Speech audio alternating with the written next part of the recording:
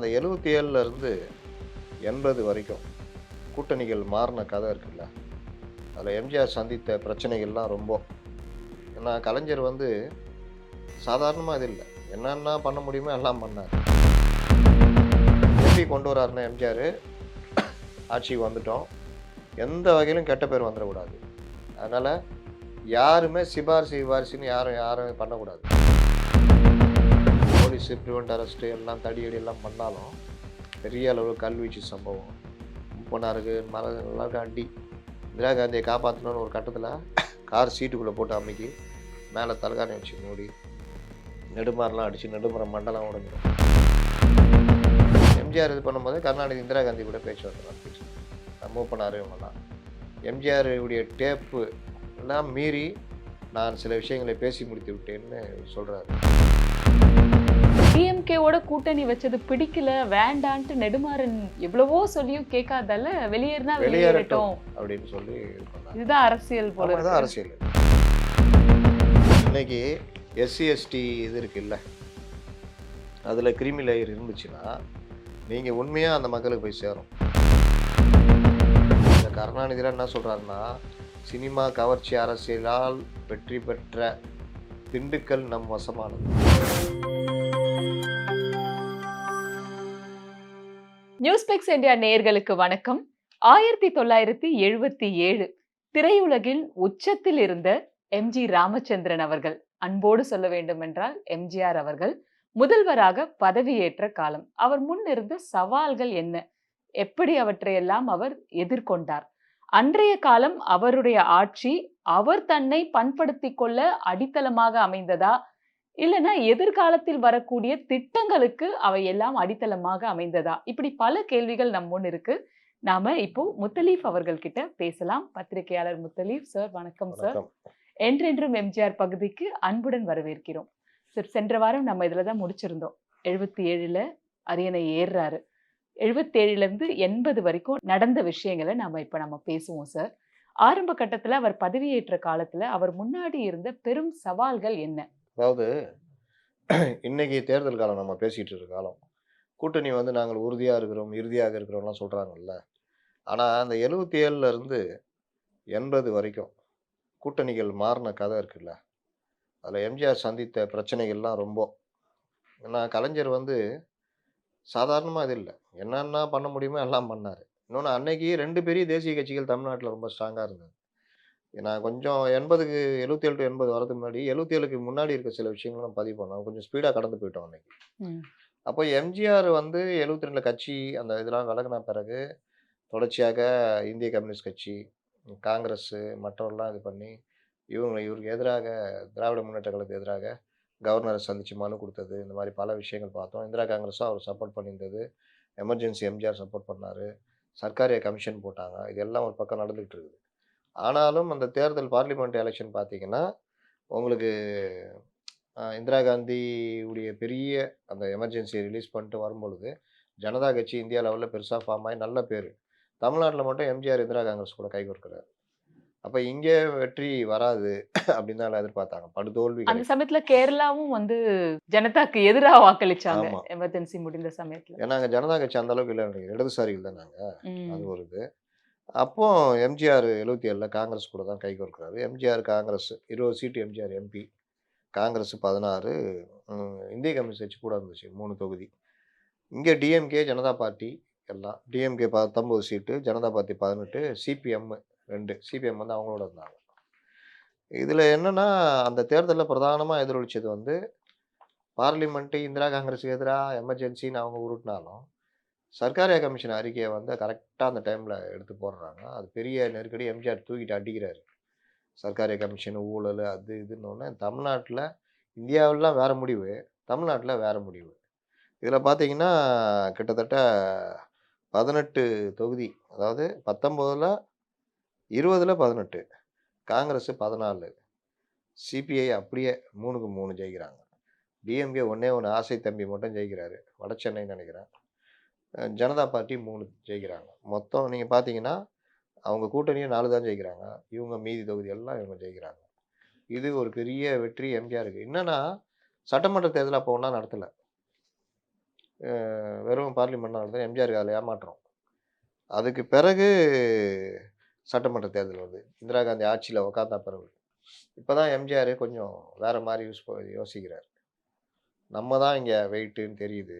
இந்த இது தெரியுது. இன்னொன்னு சட்டமன்ற தேர்தல்னா நமக்கும் கருணாநிதிக்கும் மட்டும் தான்.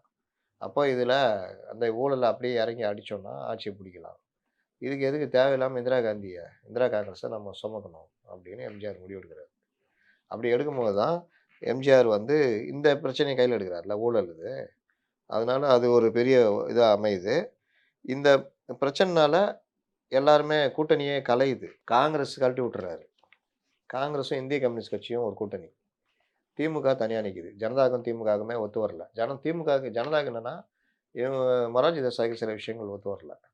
அதனால திமுக கூட வேணான்ற மாரி. இப்ப நம்ம வலுவா இருக்கிறோமே, நம்ம பார்த்துக்கலான்ற மாரி. அதனால அவங்க தனியா. திமுக கூட ஏதோ ஒரு ஒரு லோக்கல் லெவல்ல தமிழ்நாடு கம்யூனிஸ்ட் கட்சின்ற மாரி ஒரு இது கட்சியோட மட்டும் தான் கூட்டணி. அப்போ 4 முனை போட்டியாக மாறுது. இதுல ஒரு வகையில எம்ஜிஆருக்கு லாபம் தான். ஏன்னா 4 முனை போட்டின்றப்ப தான் எம்ஜிஆர் ஈஸியா அடிக்க முடியுது. அதுல ம். ரொம்ப சாமர்த்தியமா பண்றாரு. இதுல வந்து சிபிஎம் இழுக்குறாப்புல. அது ஒரு பெரிய லாபம்.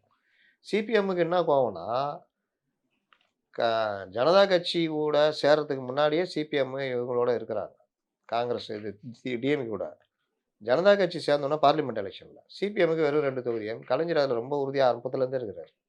அந்த கோவம் 2வது இது ஊழலுக்கு எதிரான ஒரு இது கலைஞர் மேல சர்க்காரியா கமிஷனர் நம்ம உட்காந்துட்டு ஏன் அத இது பண்ணோன்ட்டு எம்ஜிஆர் கிட்ட வந்துடுறாங்க. அப்போ சிபிஎம்மும், எம்ஜிஆரும் 200 சீட்டு எம்ஜிஆர் இது ஏடிஎம்கேவும் 20 சீட்டு குடுக்குறாங்க சிபிஎம்முக்கு. ஐயுஎம்எல்லுக்கு ஒரு 4 சீட்டுக்கு மேல போகுது. முஸ்லீம் லீக் கட்சி. அதே மாரி காங்கிரஸ் 198 நிக்கிறாங்க. இந்திய கம்யூனிஸ்ட் கட்சி 32 நிக்குது. டிஎம்கே தனியா 230 தொகுதி. ஜனதா பார்ட்டி 233. எவ்வளோ பெரிய கட்சி பாருங்க அப்போ தமிழ்நாட்டுல இருந்திருக்குது. இதெல்லாம் அந்த அருகி போன மிருகங்கள் சொல்லுவாங்க. அந்த மாரி அருகி போயிடுச்சு இது. இதுல 4 முனை போட்டி, ஊழல் தான் பிரதானம். எல்லாம் வச்சு பிரச்சாரம். கலைஞர் வந்து இந்த இதெல்லாம் வச்சு பிரச்சாரம் பண்றாரு. எமர்ஜென்சில பாதிக்கப்பட்டோம். அது இதுன்னு. எதுவும் எடுபடல. எம்ஜிஆர் 130, ஏடிஎம்கே 130, சிபிஎம் 12. அந்த கூட்டணி பெரிய வெற்றி. டிஎம்கே 48 தான் வருது. காங்கிரஸ் 27. ஆ சிபிஐ 5, ஜனதா 10 தொகுதி வராங்க ஜனதா கட்சி. இதுக்கு பிறகு தான் எம்ஜிஆர் வந்து ரொம்ப ஜாக்கிரதையா அந்த விஷயத்த அணுகுறாரு. இதுக்கு அந்த இது முடிஞ்ச உடனே தான் எம்ஜிஆர் ஆட்சியில உட்கார்ந்த பிறகு பல பிரச்சனைகள் ஆ எப்படி கொண்டு வராருன்னா எம்ஜிஆர் ஆட்சிக்கு வந்துட்டோம். எந்த வகையிலும் கெட்ட பேர் வந்துறக்கூடாது. அதனால யாருமே சிபாரிசுன்னு யாரும் யாரும் பண்ணக்கூடாது. எந்த இதுவும் யாரும் பண்ணியும் குடுக்கக்கூடாது. யாரும் இவங்க வந்து அவங்க சந்திக்கிறது, அந்த மாரி கட்சிக்காரங்க சந்திப்பு எதுவுமே இருக்கக்கூடாது. ஆட்சி தனியா நடக்கணும் அப்படின்றதுல ரொம்ப ஸ்ட்ராங்கா எம்ஜிஆர் கொண்டு போறாரு. அதுவே அவருக்கு ஒரு பின்னடைவா பிற்காலத்துல மாறும். அதே மாரி காங்கிரஸு இந்திரா காந்தி பார்லிமெண்ட்ல தோத்துடுறாங்கல்ல. அப்போ அப்படி என்ன பண்றதுன்னு தெரியாம தான் இது பண்ணிட்டு இருக்கிறாங்க. அவங்க தொகுதியிலும் தோத்துருவாங்க அப்போ. அப்போ அவங்க ஒரு ஒரு சுற்றுப்பயணம் தோல்விக்கு பிறகு ஒரு சுற்றுப்பயணம் வரலான்ட்டு, தமிழ்நாட்டுக்கு வரலான்னு சொல்லிட்டு வருவாங்க. நான் போன இதிலே பேசியிருப்பேன். இந்திரா காந்தி மேல கருப்பு கொடி தாக்குதல் நடந்தது. அது பெரிய ஒரு சம்பவம் அது. அதில என்னன்னா, அப்ப காங்கிரஸ்ல நெடுமாறன் அவர் தான் தலைவரா இருந்தாரு. கேஎஸ்ஆர் இருக்கார்ல, கேஎஸ் ராதாகிருஷ்ணன். இவங்க எல்லாம் ஒரு டீம் காங்கிரஸா இருந்தாங்க. மூப்பனார் எல்லாமே ஒன்றிணைந்த காங்கிரஸ். அப்போ இந்திரா காந்தி இங்க வரும்பொழுது, சென்னையிலேயே அவர் கருப்பு கொடி காட்டுவோம்னு முடிவு பண்றாங்க டிஎம்கே. விடமாட்டோம். வாஞ்சிநாதன் போல் கொடி பிடித்து நாங்கள் வருவோம். எங்கள் எதிர்ப்பை காண்பிப்போம். அப்படி இப்படின்னு இது. இங்க ஏர்போர்ட்லயே எம்ஜிஆர் பர்மிஷன் குடுத்துடுறாரு. கருப்பு கொடிக்கு. ஆனா, அதுக்கப்புறம் நடக்கிற பிரச்சனைலாம் பார்க்கும்போது அவருக்கு பயம் வருது. இதுன்னு. உடனே பிரிவென்ட் அரெஸ்ட்லாம் நடக்குது. இங்க கலைஞர்லேருந்து எல்லாருமே அரெஸ்ட் ஆகுறாங்க. எல்லாரையும் அரெஸ்ட் பண்ணா நானும் பேராசிரியரும் கருப்பு கொடி காட்டுவோம்னோன, அப்ப அவங்களையும் அரெஸ்ட் பண்ணிடுறாங்க. அதுக்கு பிறகு அவங்க மதுரை போறாங்க. இது எப்போன்னா, அக்டோபர் 29.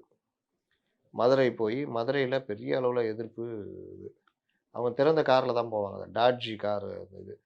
உட்காந்துட்டு போவாங்க. அ நெடுமாறன் எல்லாம் இருப்பாங்க. நெடுமாறன், மூப்பனாரு, மரகதம் சந்திரசேகர் எல்லாம். கருப்பு கொடி இதானோன காங்கிரஸ்காரங்களும் திரண்டுருவாங்க. போலீஸு பிரிவென்ட் அரெஸ்ட் எல்லாம் தடியடி எல்லாம் பண்ணாலும், பெரிய அளவு கல்வீச்சு சம்பவம். மூப்பனாருக்கு மரம் எல்லாருக்கும் அடி. இந்திரா காந்திய காப்பாத்தணும்னு ஒரு கட்டத்தில கார் சீட்டுக்குள்ள போட்டு அமுக்கி, மேல தலகாணி வச்சு மூடி, நெடுமாரெல்லாம் அடிச்சு நெடுமரம் மண்டைலாம் உடைஞ்சிரும். ரத்தம் ஒழுகி அப்படியே ஃபுல்லாவே மண்டை உடைஞ்சிரும். கல்லடியில நெடுமாறனுக்கு இதாயிடும். அப்படி காப்பாத்துவாங்க. அதான் எல்லார் மேலயும் கொலை முயற்சி வழக்கு. முத்துராமலிங்கம், காவேரி மணியம்மா அம்மா அவரு, இவரு வைகோ உட்பட 124 பேர் மேல கொலை முயற்சி வழக்கு. இங்கேயும் அதே வழக்கு. யாரு கலைஞர் இவங்க மேலலாம் அது நடக்கும். இது இப்படி போம்போது தான் அவரு எம்ஜிஆர் கவர்மெண்ட்டுக்கு என்ன பிரச்சனை வரும்னா, எனக்கு தெரிஞ்சு நானே இப்ப சின்ன பையன். போலீஸ் போராடுச்சு. போலீஸு சங்கம் வைக்கணும்னு போராடுற அளவுக்கு போச்சு. மாணவர் போராட்டம் மிகப்பெரிய போராட்டமா அப்ப அவர் ஒர்க் பண்ணாரு அந்த மாரி கலைஞர். போக்குவரத்து தொழிலாளர்கள் போராட்டம் மிக பெரும் போராட்டமா மாறுச்சு. இதெல்லாம் எம்ஜிஆருக்கு வந்து அப்ப புதுசு இல்ல. நீங்க ஃபர்ஸ்ட் டைம் ஆட்சிக்கு வரவங்க எனக்கு என்னன்னு பண்ணுவாங்க. எம்ஜிஆருக்கு 2 பிரச்சனை. எம்ஜிஆர் வந்து மக்கள்ட்ட அவ்வளோ ஒரு செல்வாக்கு, எல்லாரோட இதுவா இருக்கிறவர்ன்னு. இந்த பக்கம் கவர்மெண்ட்டா இந்த விஷயத்த கையாளணும். அதில பெரிய பிரச்சனையா மாறுனது தான் விவசாயிகள் போராட்டம். விவசாயிகள் போராட்டத்தில அந்த மின் கட்டணம், மத்த விஷயங்களுக்காக நாராயணசாமி நாயுடுன்னு மிகப்பெரிய தலைவர் அவர். ம்.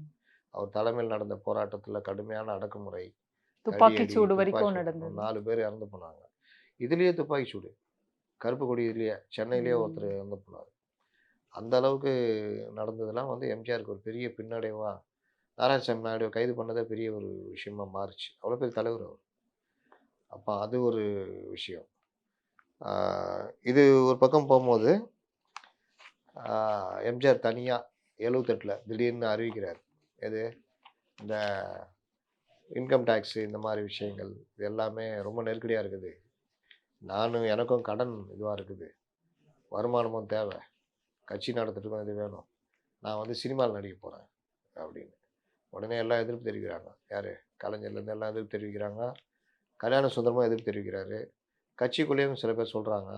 அதெல்லாம் ஏத்துக்க முடியாதுன்றாரு. எ ஐஏஎஸ் ஆஃபீசர்ஸ்லாம் நீங்க பிரதமர்ட்ட பர்மிஷன் வாங்கணும் அப்படின்னு சொல்றாங்க. ஓ! அப்படி இருக்கா சார் ஆமாமா. சட்டம்? புரோட்டோகால். ம். அப்புறம் பிரதமர் கடிதம் எழுதி கேட்கும்போது, "அத பத்தி எனக்கு என்ன? நீங்க ஆட்சிக்கு இதுவாதாம நீங்க என்ன பண்ணாலும் பண்ணிக்கங்க." அப்படின்ற மாரி மொரார்ஜி தேசாய் பர்மிஷன் குடுத்துர்றாரு. அதுக்கப்புறம் படம் வேலைகள் ஆரம்பிக்கிறதுக்கு எல்லா வேலையும் நடக்குது. படம் பேரு "உன்னை விட மாட்டேன்." ம். ஹீரோயின் வந்து லதா. இசையமைப்பாளர் யார் சொல்லுங்க? இசைஞானி இளையராஜா. இளையராஜா. அவரு சான்ஸ் கிடைச்சதுன்னா எம்ஜிஆர் படத்துக்கு அவரு இசையமைச்சிருப்பாரு. ம். சிவாஜிக்குலாம் பண்ணிட்டாரு. இசைஞானி இளையராஜா இசை. வாலி தான் பாடல்கள். கதையும் நெனைக்கிறேன் அவரு. எல்லாம் நடந்து எல்லாம் இதாயிடுச்சு. இவரு பதிலுக்கு நெஞ்சுக்கு நீதி. யாரு? கலைஞர். நெஞ்சுக்கு நீதியில அவர் என்ன எழுதுவாரா? படம் தயாரிப்பா? படம் ஆ. படம் அவரு ஒரு படம் இது பண்ணி, அதுக்கு பேர் நெஞ்சுக்கு நீதின்னு இதுக்கு இது பண்ற மாரி. இந்த டைம்ல தான் அந்த துப்பாக்கி சூடு இந்த மாரி விஷயங்கள் நடக்குது. துப்பாக்கி சூடு விஷயம் பெருசாகி, ஆட்சிக்கே கெட்ட பேரு அதெல்லாம் வரும்பொழுது, ஆ இதுக்கப்புறம் அது படத்த பத்தி யோசிப்பாரா? அது கன்டின்யூவும் ஆவல, எதுவும் ஆவல. அப்படியே அப்படியே டிராப் நிறுத்தி ஆயிடுச்சு. வைக்கப்பட்டது. அவ்வளோதான். அதே மாரி ஆ மதுரைக்கு இவரு கருணாநிதி போறாரு. காங்கிரஸ்காரங்க அப்ப கருப்புக்கொடி. அப்போ ஒரு மோதல், பெரிய மோதல் நடக்குது. இவங்கெல்லாம் நாங்க வந்து கருப்பு கொடி ஏந்தி வருவோம்னு அவங்க வசனம் பேச, வைகோ தலைமையில அப்பலாம் வைகோ ஃபேமஸ் ஆகுறாரு. அந்த டைம்லலாம். அவர் ஃபேமஸ் ஆகுறாரு. அவரு வந்து தலைமையில ஒரு இது மோதல் இதெல்லாம் நடக்குது. அது ஒரு பார்ட்டு. அதுக்கு பிறகு தான் மொரார்ஜி தேசாய் அவரு பாணியில இந்திய கொண்டு வந்து திணிக்கிறாரு. அப்போ கடுமையா இவங்கலாம் எதிர்க்க ஆரம்பிக்கிறாங்க. அதற்கு எம்ஜிஆர் தரப்புல வந்து கொஞ்சம் இப்படியும் இல்லாம, அப்படி இல்லாம தான் அவரு பண்றாரு எம்ஜிஆர்.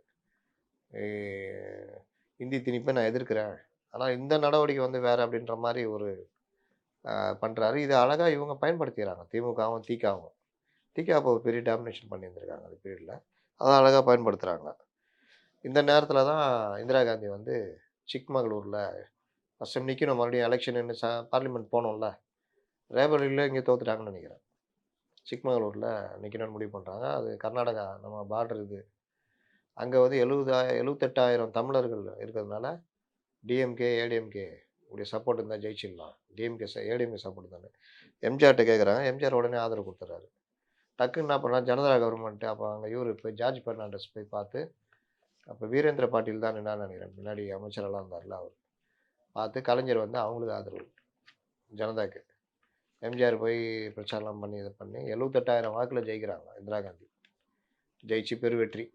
ஆனா, என்ன ஜோக்குன்னா, பார்லிமெண்ட் உள்ள போறாங்கல்ல, அவங்க மேல அந்த சஞ்சய் காந்தி பண்ணது, இந்த மாருதி ஊழலு, இன்னும் பல இது பற்றி கமிஷன் போட்டு, அந்த கமிஷன் அறிக்கைலாம் வச்சு, பெரிய இது பண்ணி, மறுபடியும் இந்திரா காந்திய டிஸ்மிஸ் பண்ணி அனுப்பிச்சு விட்டுர்றாங்க. கைது பண்றதுக்கு அவங்க உத்தரவு வந்துருது. இந்திரா காந்தி கடுமையான கோவத்துல வெளியில வந்துடுறாங்க. இந்த பிரச்சனை ஒண்ணு தனியா நடக்குது. இதற்கு இதற்கு பிறகு தான் இந்திரா காந்தி மறுபடியும் இந்த இதுலலாம் எம்ஜிஆர் வந்து ஜனதா கட்சி பக்கம்லாம் நிக்கிறாரு. ஆளுகிற அரசு பக்கம் நிக்கிறாரு. அப்புறம் கட்சி உடையுது. ஜனதா கட்சி உடையுது. உடையும்போது இந்திரா காந்தி ஆதரவோட சரண் சிங் வராரு. சரண் சிங் வரும்பொழுது எம்ஜிஆரும் சரண் சிங்க்கு ஆதரவு குடுக்குறாரு. எம்பி இருக்காங்களா அவங்கள்ட்ட. ஆதரவு குடுத்த உடனே சரண் சிங் கவர்மெண்ட்ல உட்காந்தோனே இந்திரா காந்தி அந்த வழக்கெல்லாம் ரத்து பண்ண சொல்றாங்க. சரண் சிங் முடியாதுன்றாரு.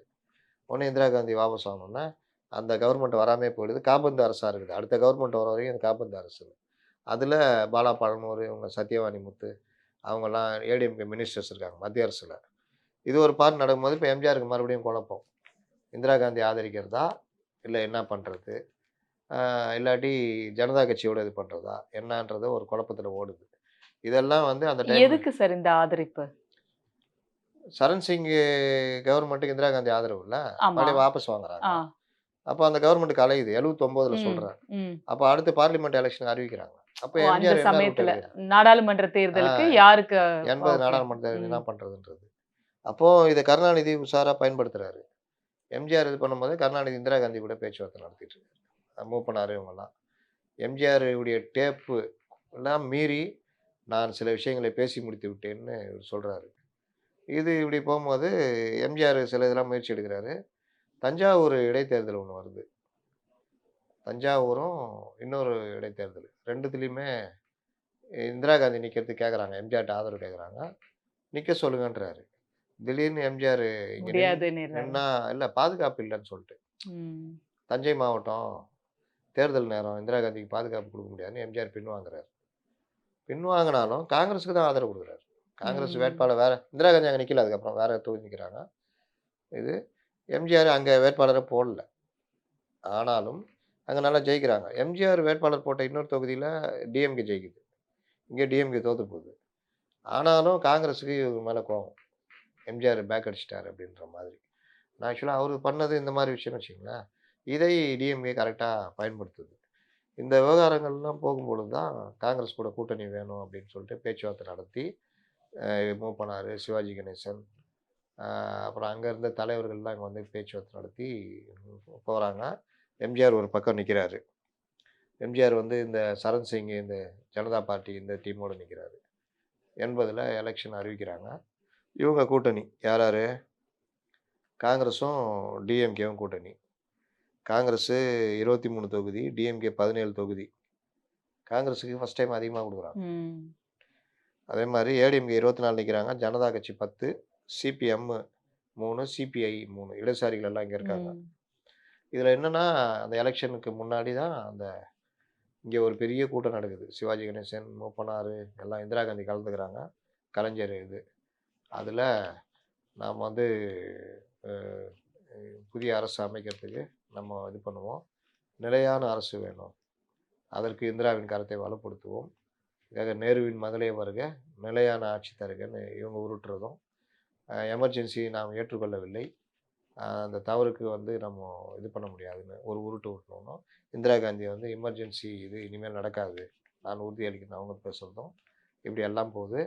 இதை எதிர்த்து இவரு நெடுமாறன்லாம் எதிர்க்கிறாங்க. அதுக்கு இந்திரா காந்தி ஒரு பிரச்சனை பண்ணும்போது பிரச்சனைலாம் எதிர்ப்பு தெரிவிச்சு கூக்குரல்லாம் இடக்கூடாது. அவங்க வெளியேறட்டும் அப்படின்னோன, அந்த அந்த டைம்ல தான் நெடுமாறன், கேஎஸ்ஆர்லாம் இந்த டீம்லாம் அப்படி ஆனா இதுல வெளியேறாங்க. ஒரு விடயம் என்னன்னா சார், நீங்க சொன்னீங்க நெடுமாறன் வந்து அவ்வளவு காப்பாத்துனாரு அடிபட்டு.